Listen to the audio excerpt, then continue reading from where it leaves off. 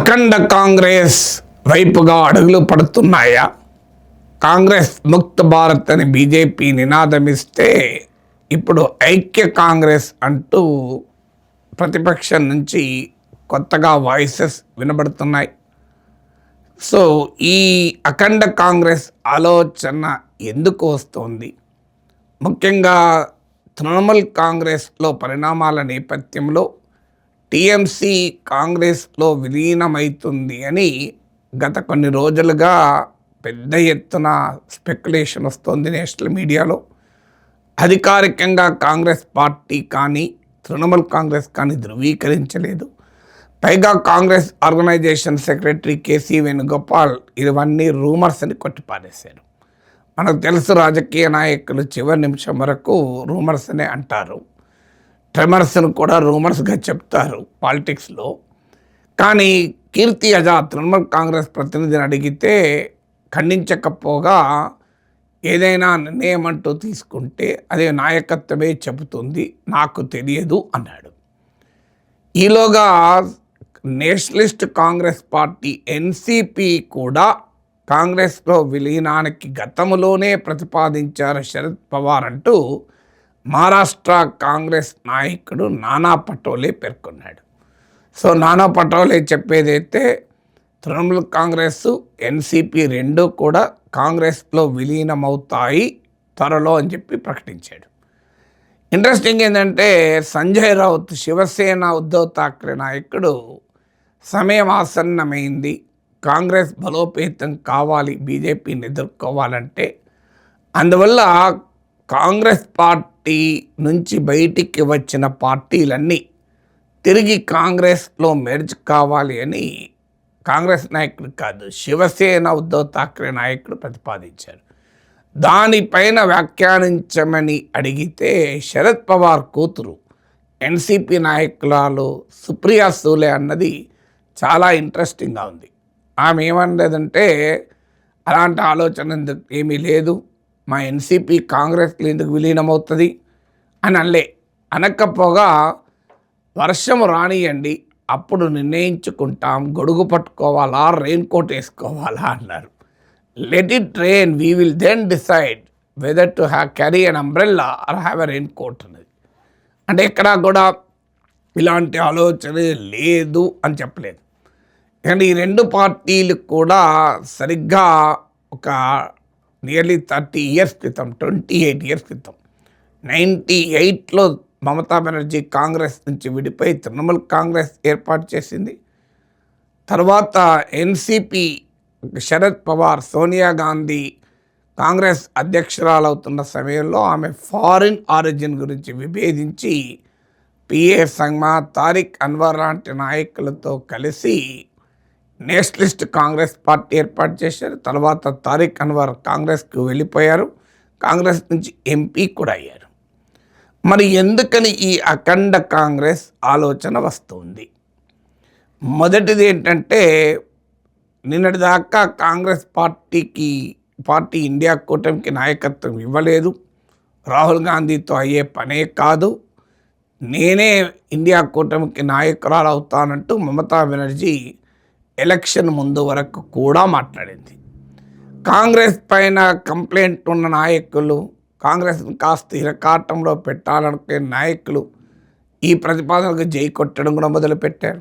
ఉత్తరప్రదేశ్లో కాంగ్రెస్తో పొత్తుల పేచీలున్న అఖిలేష్ యాదవ్ లాంటి నాయకులు కూడా మమత పట్ల సుముఖత వ్యక్తం చేశారు.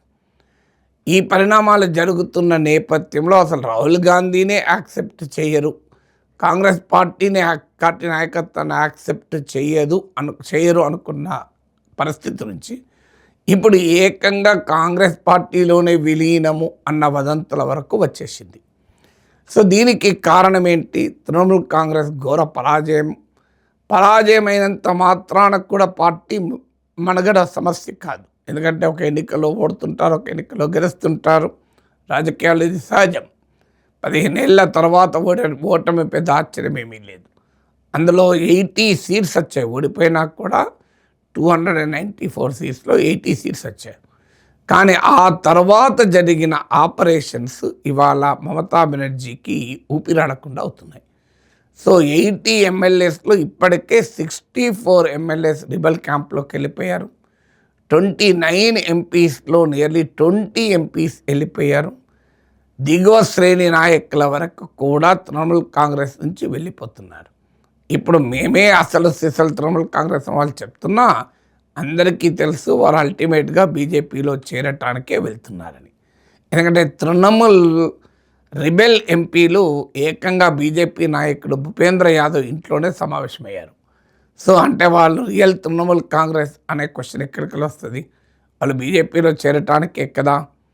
అందులో రీటా బెనర్జీ తృణమూల్ రిబెల్ నేతకు ఆ బెంగాల్లో బీజేపీ స్పీకర్ ఆగమేఘాల మీద leader of the opposition status ఇవ్వడము, ఇవన్నీ కూడా పరిణామాలు. అభిషేక్ బెనర్జీ సంతకాలను ఫోర్జరీ చేశాడంటూ ఆయన పైన ఏకంగా సిఐడి విచారణ చేయడము, ఈ పరిణామాలన్నీ చూస్తుంటే ఆపరేషన్ తృణమూల్ వెనకాల బీజేపీ ఉంది అని స్పష్టంగా అర్థమవుతుంది.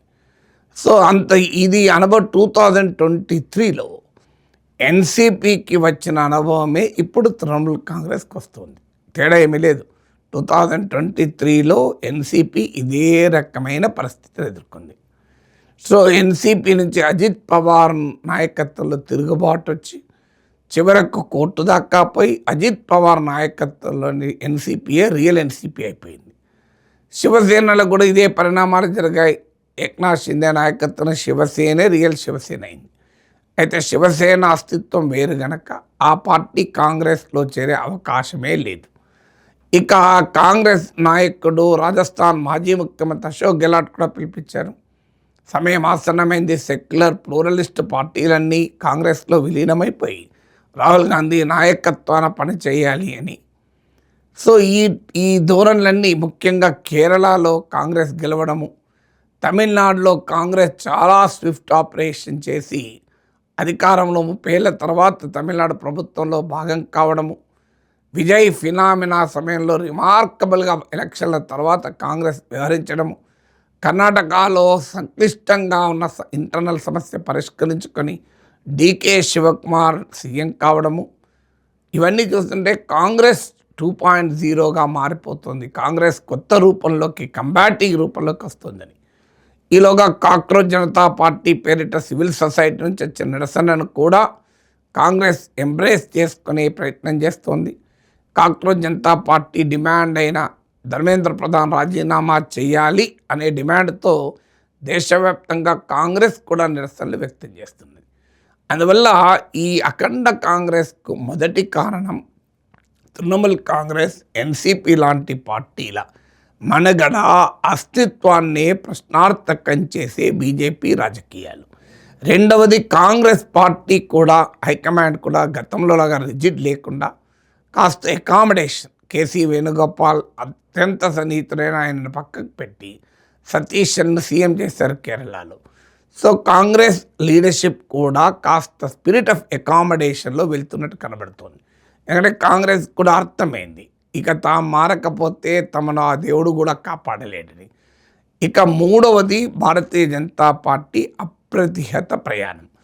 2024లో ఎలక్షన్స్లో 240కి బీజేపీని పరిమితం చేశాక అపోజిషన్కి ఎక్కడ లేని కాన్ఫిడెన్స్ వచ్చింది, అందరికీ వచ్చింది. కాంగ్రెస్ పార్టీషన్ డబుల్ అయింది. అఖిలేష్ యాదవ్ నాయకత్వంలో ఎస్పీ బీజేపీ కన్నా ఎక్కువ సీట్లు తెచ్చుకున్నారు. దాంతో కాన్ఫిడెన్స్ వచ్చింది ఏంటంటే ఇక బీజేపీని ఓడించవచ్చని. కానీ వరుసగా తర్వాత జరిగిన అసెంబ్లీ ఎన్నికలు, హర్యానా, బీహార్, ఇప్పుడు బెంగాల్, మహారాష్ట్ర, అంతకుముందు బీజేపీ వరుస పెట్టి అద్భుత విజయాలు సాధిస్తోంది. దీంతో ఇప్పుడు అర్థమైపోయింది ప్రతిపక్షాలకు కూడా 2029లో కూడా బీజేపీని ఓడించడం అంత సులభం కాదు అని. ఎందుకంటే the mood of the nation లాంటి ఇండియా టుడే సర్వేలు కూడా even today more than 50% of the people Narendra Modi prime minister కావాలి అంటున్నారు. దరిదాపుల్లో కూడా మరెవరూ లేరు. Rahul Gandhi is a distant second. అందువల్ల బీజేపీ దూకుడు మామూలుగా లేదు. ఇక నాలుగవది బీజేపీ దూకుడుకు కాంగ్రెస్ ఇప్పటిదాకా విలవిలలాడుతూ వచ్చింది. రీజనల్ పార్టీస్కి వచ్చే వరకు బీజేపీ బలహీనంగా కనిపించింది. చాలా కాలంగా మనం మాట్లాడుకున్నాం. బీజేపీ కాంగ్రెస్ను ఓడించినంత సులభంగా ఈ ప్రాంతీయ పార్టీల్ని నేతల్ని ఎదుర్కోలేదని. కానీ అది కూడా ఇప్పుడు మిత్ అని తెలిపోయింది. బెంగాల్లో, ఒరిస్సాలో బలమైన ప్రాంతీయ పార్టీని లేపేసి బీజేపీ అధికారంలోకి వచ్చింది. బెంగాల్లో తృణమూల్ కాంగ్రెస్, ఒరిస్సాలో బిజు జనతాదళ్ లేపేసింది. సో ఈ పరిణామాలు చూస్తుంటే ఇక కాంగ్రెస్ ముక్త భారత్ తర్వాత సంగతి, కానీ రీజనల్ పార్టీస్ ముక్త భారత్ అనేది బీజేపీ సిద్ధపడుతోంది అని. ఈలోగా జమిలీ ఎన్నికల ఆలోచన కూడా చేస్తోంది. జమిలీ ఎన్నికలు కనుక వస్తే ప్రాంతీయ పార్టీల మనగడే ప్రశ్నార్థకమవుతుంది. ఎందుకంటే జాతీయ ఎన్నికలతో కలిసి జరుగుతాయి కనుక పీపుల్స్ మోడ్ అనేది నేషనల్ ఇష్యూస్ డామినేట్ చేస్తుంది. అప్పుడు బీజేపీకి సహజంగా అది అడ్వాంటేజ్గా ఉంటుంది. దానికి ఉదాహరణే తెలంగాణలో అసెంబ్లీ ఎన్నికల్లో 14% ఓటింగ్ బీజేపీకి వస్తే వితిన్ మంత్ జరిగిన లోక్సభ ఎన్నికల్లో 35% వచ్చింది. ప్రాంతీయ పార్టీ అయిన బీఆర్ఎస్కు అసెంబ్లీ ఎన్నికల్లో 37% వస్తే లోక్సభ ఎన్నికల్లో వితిన్ మంత్స్ 17%కు పడిపోయింది. అంటే ఒక ప్రాంతీయ పార్టీ ఓటింగ్ అన్న అసెంబ్లీ ఎలక్షన్ నుంచి లోక్సభ ఎలక్షన్లకు వచ్చే 20% పడిపోతే బీజేపీ ఓటింగ్ 20% పెరిగింది. కాంగ్రెస్ ఓటింగ్లో తేడా లేదు. అసెంబ్లీ ఎన్నికల్లోనూ లోక్సభ ఎన్నికల్లో అదే 40% వచ్చింది. So what does that indicate? Parliament ఎన్నికలతో జరిగినప్పుడు ప్రాంతీయ పార్టీల మనగడే ప్రశ్నార్థకమయ్యే అవకాశం ఉంది. సో ఈ పరిణామాల నేపథ్యంలో ఒక రకంగా అటు తృణమూల్ కాంగ్రెస్ ఎన్సీపీలకు కానీ ఇటు కాంగ్రెస్ కానీ అనివార్యమైన పరిస్థితి ఏర్పడుతుందా అంటే విన్ విన్ సిచ్యువేషన్ ఇక ఇప్పటికీ చెప్పలేము. ఎందుకంటే ఇక్కడ ఇగోస్ వస్తున్నాయి. ఒక్కొక్క రాజ్యాలు వెళ్తుంటారు ప్రాంతీయ పార్టీలు. వారంత తొందరగా సామ్రాజ్యంలో భాగం కావాలని కోరుకోరు. మన రాచరిక కాలం చూస్తున్నాం, స్వతంత్ర రాజ్యాలుగా ఉండాలని కోరుకుంటారు. సో అందువల్ల అంత సులభంగా మమతా బెనర్జీ చేతులెత్తేసి కాంగ్రెస్లో కలిసిపోయి కాంగ్రెస్లో ఒక నాయకురాలుగా మిగిలిపోతారంటే అంత సులభం కాకపోవచ్చు. ఎన్సీపీ అన్నా కనీసం శరద్ పవార్ ఓల్డ్ అయిపోతున్నారు. సుప్రియా సూలే, అజిత్ పవార్ లేడు. ఇప్పుడు అజిత్ పవార్ కూడా యాక్సిడెంట్లో చనిపోయారు. సో మీకు ఎన్సీపీకి ఒక లీడర్షిప్ క్రైసిస్ ఉంది. తృణమూల్ కాంగ్రెస్ ఆ ఛాలెంజ్ లేదు. ఇప్పటికీ Mamata Banerjee still strong leader అవుతుంది. జనంలో బలం కోల్పోయినంత మాత్రాన మన లీడరే కాదని చెప్పలేము. అందువల్ల ఇప్పటికీ nothing can be said final in politics until the final scene arrives అని అంటారు. అంటే చివరి దృశ్యం వచ్చేంత వరకు రాజకీయాలు ఇది చివరిది అని చెప్పలేము. కానీ దేశ రాజకీయ వర్గాల్లో, మీడియా వర్గాల్లో మాత్రం అఖండ కాంగ్రెస్ ఏర్పాటు దిశగా బలంగా అడుగులు పడుతున్నాయన్న వార్తలైతే వస్తున్నాయి. ఆ ప్రయాణం మధ్యలో ఆగుతుందా, డెస్టినేషన్ చేరుతుందా చూడాలి.